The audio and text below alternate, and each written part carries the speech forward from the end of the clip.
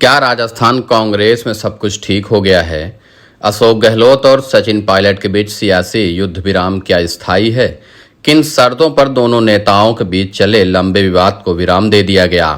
ये सवाल तब उठे जब एक बार फिर कांग्रेस ने राजस्थान में सामूहिक नेतृत्व का संदेश दिया है और महीनों बाद सचिन पायलट अशोक गहलोत के प्रति नरम दिख रहे हैं। पार्टी ने दावा किया कि सचिन पायलट की कई बातों को मान लिया गया है। अशोक गहलोत से पार्टी को उम्मीद है कि वह 5 वर्षों में राज बदलने का रिवाज इस बार खत्म कर देंगे। पायलट और गहलोत के बीच समझौते के फॉर्मूले के तहत अशोक गहलोत के नेतृत्व और चेहरे पर न सिर्फ विधानसभा चुनाव होगा बल्कि उनकी गवर्नेंस मॉडल को ही चुनाव में एक्स फैक्टर बनाया जाएगा।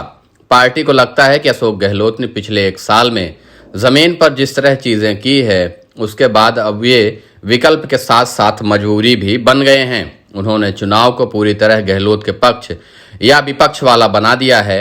हालांकि अब भी जमीन पर कई विधायकों के खिलाफ सत्ता विरोधी लहर पार्टी के लिए चिंता का कारण है।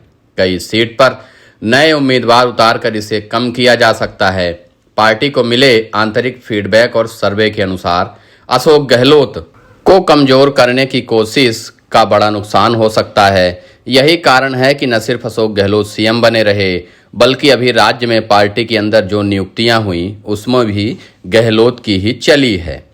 पिछले साल कांग्रेस अध्यक्ष के चुनाव के दौरान जब अशोक गहलोत अचानक दावेदारी से पीछे हटे तो असहज की स्थिति बन गई थी। उस वक्त माना गया कि उन्होंने गांधी परिवार की इच्छा के विपरीत ऐसा कदम उठा लिया है।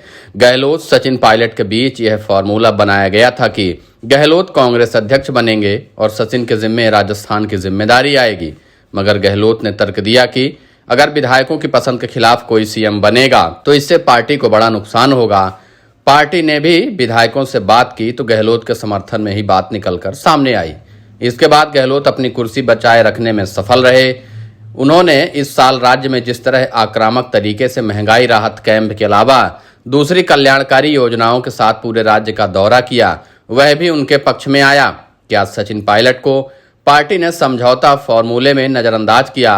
पार्टी सूत्रों के अनुसार ऐसा नहीं है। केंद्रीय नेतृत्व मानता है कि पायलट पार्टी के भविष्य के चेहरे हैं। साथ ही हाल के समय में तमाम विरोध के बावजूद जिस तरह वह पार्टी में बने रहे यह बात भी उनके पक्ष में गई। पिछले कुछ वर्षों में पूरे देश में सचिन पायलट पार्टी के स्टार प्रचारक बने और राहुल प्रियंका गांधी के बाद राजस्थान से बाहर सबसे अधिक रैली करने वाले पार्टी के नेता हैं। यह तय है कि गहलोत से युद्ध विराम के बाद उन्हें निश्चित तौर पर नई भूमिका मिल सकती है। इसके तहत पार्टी में महासचिव के पद के अलावा 2024 के आम चुनाव में राष्ट्रीय तौर पर भी बड़ी जिम्मेदारी मिलेगी।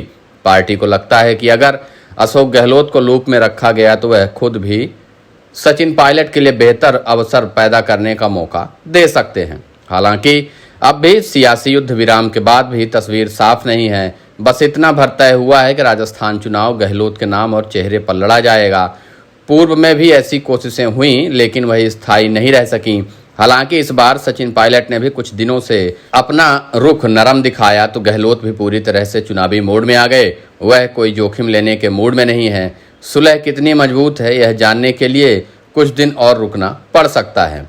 फिलहाल पार्टी हाईकमान ने कुछ दिन पहले यह भी कहा था कि 2023 का विधानसभा चुनाव किसी के चेहरे पर नहीं लड़ा जाएगा, लेकिन जो फॉर्मूला निकल कर सामने आ रहा है उससे यह भी स्पष्ट है कि अशोक गहलोत को ही आगे रखकर कांग्रेस पार्टी राजस्थान में चुनाव लड़ने की तैयारी कर चुकी है। किसी चेहरे पर चुनाव नहीं लड़ने का ऐलान मात्र कह देना बस है, क्योंकि अशोक गहलोत 5 साल से राजस्थान के मुख्यमंत्री हैं और पार्टी उनके चेहरे पर ही चुनाव लड़ने जा रही है। यह बात सिर्फ सचिन पायलट और उनके कैंप के नेताओं को शांत करने के लिए है कि चेहरा हमारा कोई नहीं है, लेकिन पर्दे के पीछे से अशोक गहलोत ही चेहरा बन चुके हैं।